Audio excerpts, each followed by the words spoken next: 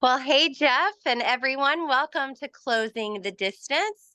This is our podcast at RPC where someone interviews the preaching pastor of the week, and we dive a little deeper into the topic of the sermon series. And right now, we are in our season of generosity, and we are really looking at how we faithfully give so that we can continue the work that God has called us to and continue the mission that God has called the Roswell Presbyterian Church to. And this past Sunday, Jeff, you gave a fabulous sermon about how um, a tithe is not a tip, which is good because sometimes, I will tell you, I have had a child that has said, now we take the offering.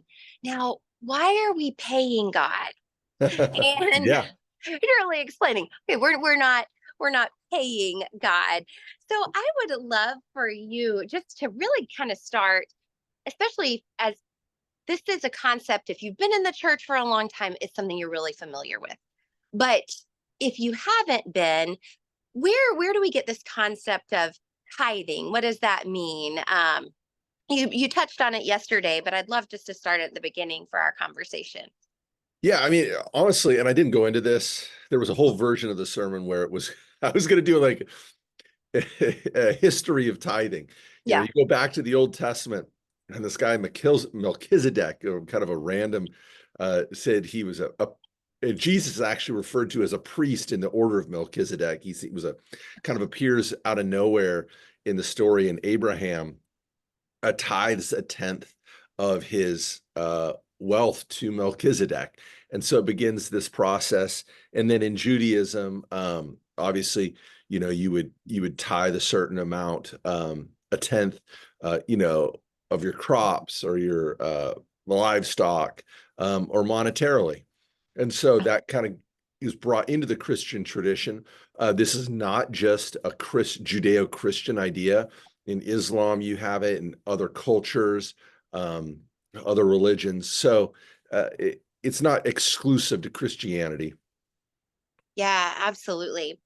Um, in the sermon too, you talked about uh, as we're talking about in particularly the Christian culture, how Paul is writing to the church in Corinth, right? Is that where he's writing this week? Yeah, Yep, yeah. First yep, Corinth.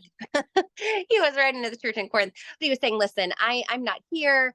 So before I get there, go ahead and take up the offerings, take up the collections of the saints. And so that we don't have to do that all when I get there. And then we can take them and use those offerings that are given to help others in Jerusalem. But I am curious because you did talk a little bit about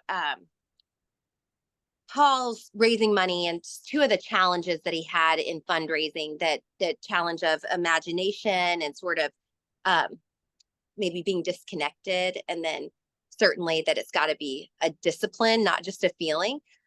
But you mentioned Paul fundraising, and I I totally saw where you were going there, but I think kind of going back to the origin of tithe, it's more than just fundraising. Um, and I'd love to hear your thoughts about giving as this spiritual discipline and more than just, I'm buying books at the book fair for a fundraiser. It's a lot deeper than that because there's a lot of things that we can give our money for. There's a lot of people that fundraise, which PS, this is a PSA to anyone who lives in my neighborhood. Come to my house if you're fundraising because I can't say no to anyone. Oh, Uh, good to then know. send the children, and I'm like, sure. How much popcorn would you like me to buy? Uh, um, but how is this different as far as it being a spiritual discipline? Well, and I kind of I tried to finish with like theologically what Mhm. because really you have like three or four main kind of understandings of what we're doing when we give of our tithes and offerings. Okay. We're called to give. Those who have excess are called to give to those who are in need. Okay. So to really meet physical needs, and those who Mhm. have been blessed with more are you supposed to bless others with their blessing. Second, we give as an acknowledgement that all we have is God's, and this is just a symbol or representation, a reminder that we are stewards of all that God has for us. Another one is there's a practical issue. If you like being a part of a church, well, and you want the church to continue, we all have to do our part in funding the practical needs of the church, and that's not going to happen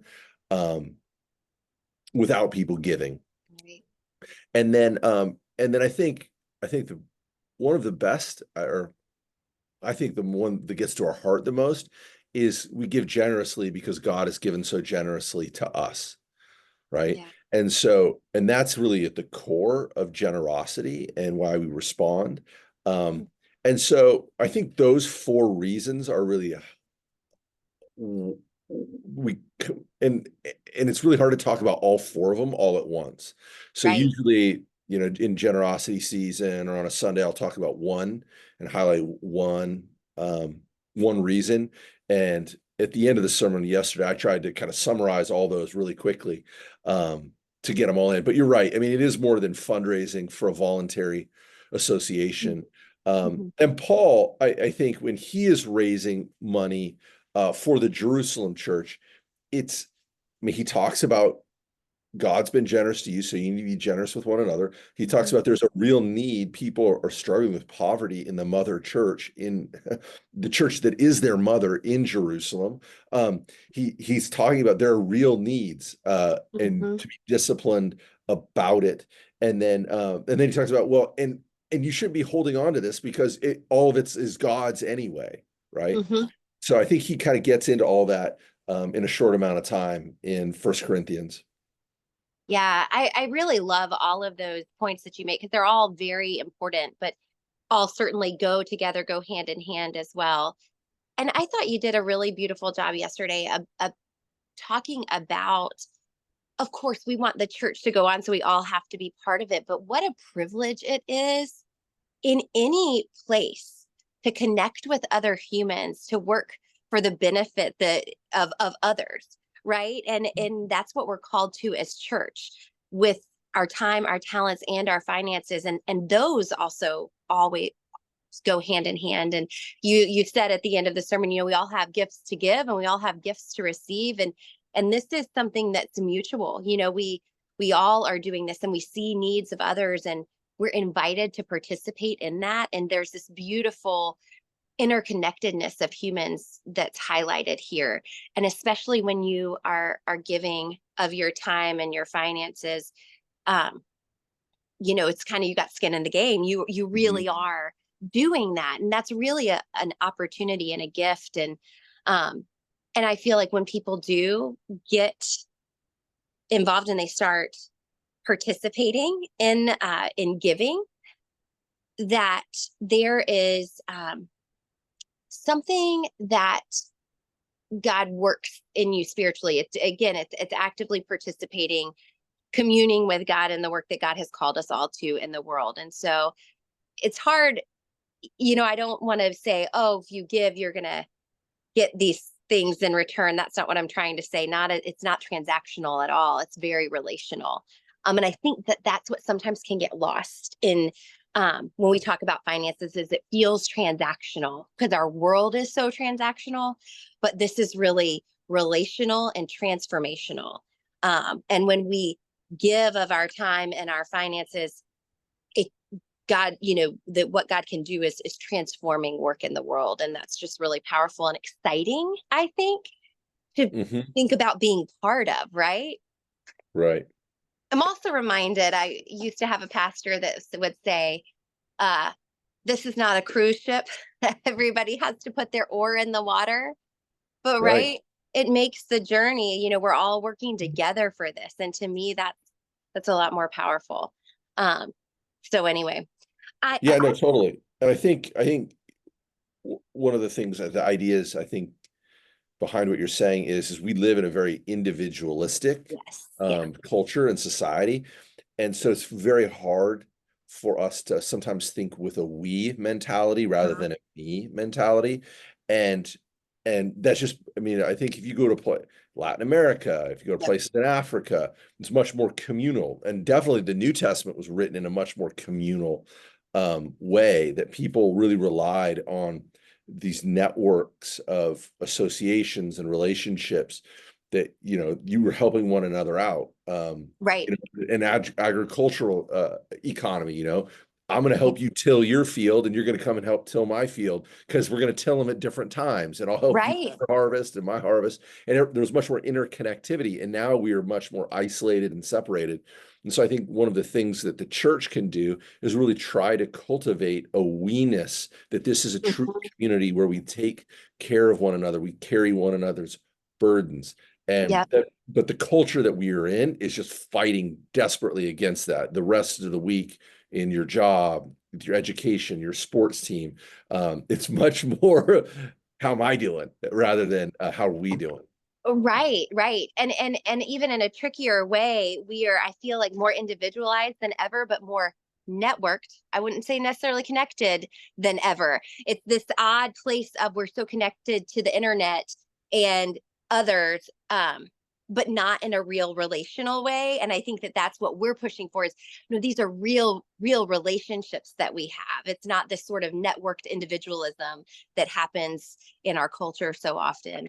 And I think that that is too what's so great. And I think we see all the time the work that our Mission Outreach Council has done with it's not transactional. These are about relationships and about us being partners with each other. And, I just was reminded when you just said that, you're going to till your field at a different time than I'm going to tell mine. I don't know if people know this, but we had kind of a crisis at the beginning of the preschool year where our AC went out on the preschool hall.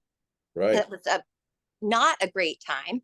It's August, it's very hot in Georgia. And, we partner with a preschool, the CDA, Children's Development Academy, right down the road. And, they're one of our mission partners. We work with them all the time. And this was this beautiful partnership. They're like, we've got fans in all of our classrooms. You guys take our fans, we'll Right. do this. And so there's just this really lovely partnership, but that happens because we're in relationship and doing this together. And I think that that's what Christ calls us into, is it's to do this together. Absolutely. Yeah, that's a great example. Yeah. And it's fundamentally, as we have our identities, I think this is when, Paul says um, we must, by the transforming or the renewal of our minds, it's this idea of how do I, I think I'm a pretty selfish person. I care about my interests, my family, Mm-hmm. my stuff, the stuff that's important to me. And how do I find that imagination, that generosity of spirit to Mm-hmm. take care and want to help those in need who maybe can't help themselves, um, through no benefit to myself, other than Right. or no guaranteed benefit. I think Right. potentially, I think generosity will make you a healthier person. You'll have more friends, all this stuff. But we Mm-hmm. don't get going by doing that. We have to see it as a grace.